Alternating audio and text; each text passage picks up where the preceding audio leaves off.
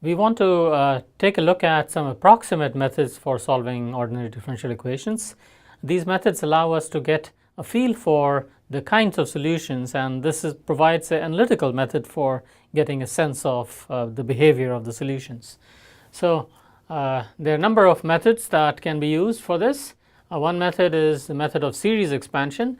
Series expansion provides a local approximation to the solution for the differential equation. Local meaning close to some particular point in space around which this expansion or this series is being constructed. And so we're going to be talking about a number of different series expansions. We can be thinking about a power series expansion or a Taylor series expansion. This would be the case when the solution is analytic. Or we may be talking about a Laurent series when we have a singularity in the solution.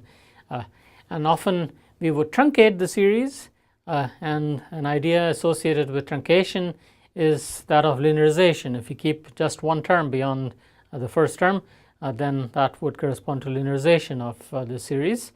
And sometimes it's possible to actually keep the infinite series and be able to sum it and so on and discern properties using this infinite expansion, in which case there is no approximation if you are able to keep all the terms.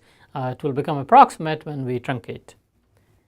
A different approximation is what is called an asymptotic expansion, and so this is not a local expansion, but this is an expansion which involves a small parameter. Often these small parameters are going to be described using Greek symbols like epsilon or mu or nu and so on.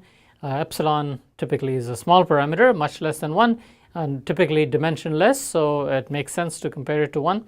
And so the idea is that if the problem we are solving involves a small change from a problem we have already solved or which we can solve, then the question is, can we use that solution and perturb it in some way and obtain the solution to this slightly changed problem?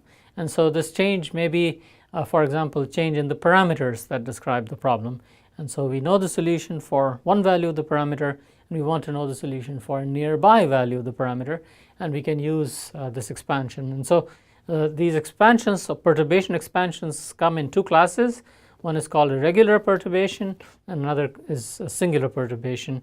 And when we talk about this, it will become clear what is different about singular perturbations. And as we said before, these methods allow us to illustrate the behavior of the solution, its nature, using analytical methods.